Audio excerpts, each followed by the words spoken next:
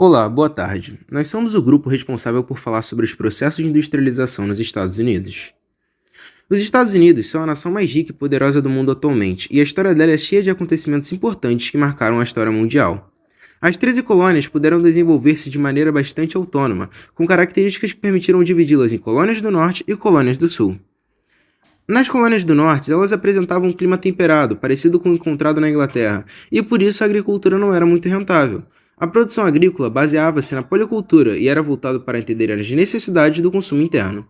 O trabalho predominante na região era o trabalho livre e familiar. Outras atividades econômicas de destaque eram a manufatura, a produção de navios, a pesca e o mercado triangular, que era importante para a economia local.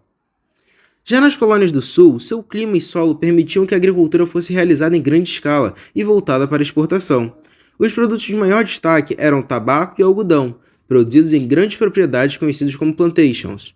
A forma de trabalho predominante foi a de trabalho escravo, realizado pelos africanos. A Guerra Civil Americana foi travada entre o Norte e o Sul, com os Estados Confederados representando o Sul. A Guerra de Secessão resultou na vitória dos Estados Unidos do Norte. Esse conflito também marcou o início do processo de industrialização nos Estados Unidos, pois o Norte era mais industrializado em comparação ao Sul, que dependia mais da agricultura, incluindo as plantations.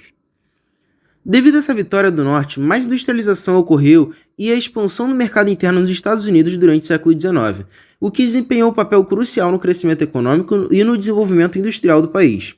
Fatores como a expansão territorial, desenvolvimento de infraestrutura e crescimento das cidades contribuíram para a criação de um mercado interno robusto, impulsionando o país em uma direção à industrialização e à posição de potência econômica global.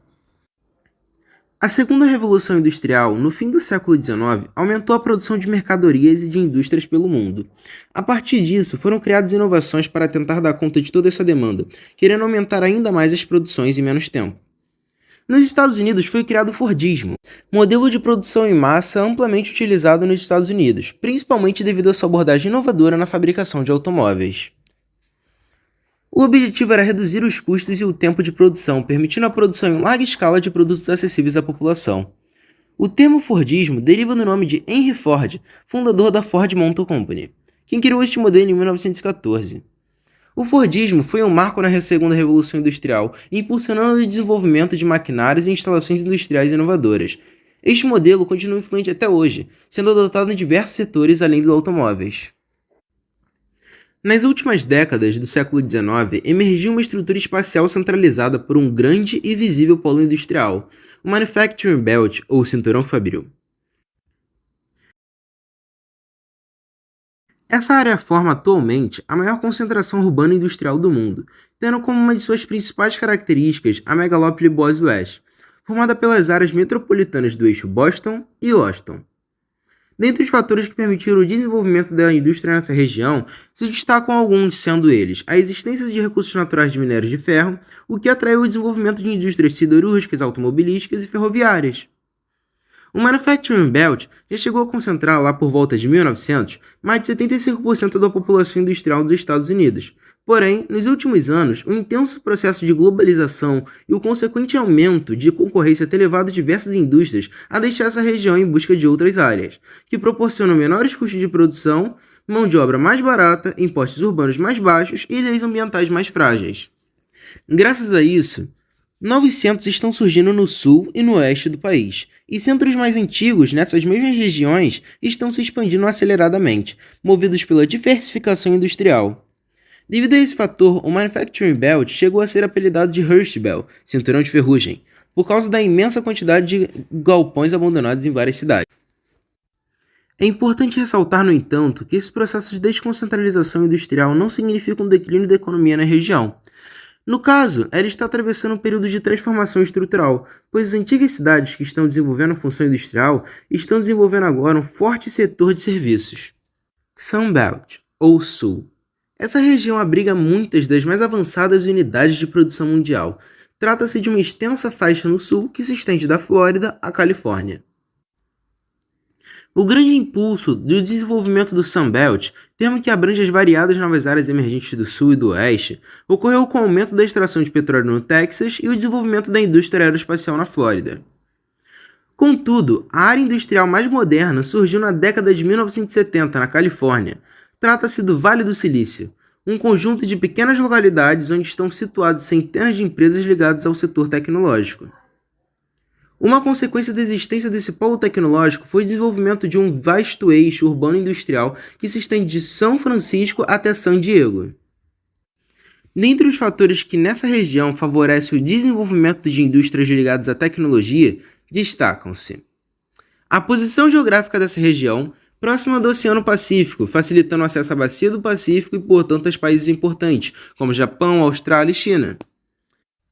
A existência de várias universidades e institutos de pesquisa que fornecem mão de obra de alta qualificação para as empresas e desenvolvem, juntamente com elas, programas na área de pesquisa e desenvolvimento. O cinema norte-americano surgiu com Edward Murbridge em 1872, ao capturar imagens em movimento. Thomas Edison desenvolveu o cinematoscópio em 1891, marcando o início da gravação de imagens em movimento nos Estados Unidos. Hollywood foi incorporado em 1903 e em 1910 uniu-se a Los Angeles para obter recursos como água e esgoto. O primeiro cineasta a fazer um filme em Hollywood foi D.G. Griffith, com uma curta-metragem em Out, Califórnia, 1910. Curiosamente, nesse período, Hollywood, que ainda era um distrito à parte de Los Angeles, havia banido sala de exibições de filmes.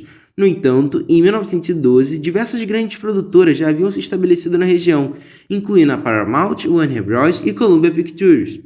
Na década de 1920, Hollywood era a quinta maior indústria cinematográfica dos Estados Unidos. Em 1923, um enorme letreiro com a palavra Hollywoodland foi instalado no alto de Hollywood Hills para anunciar um projeto imobiliário. Já em 1929, foi utilizada em Hollywood a primeira cerimônia de entrega de Oscar.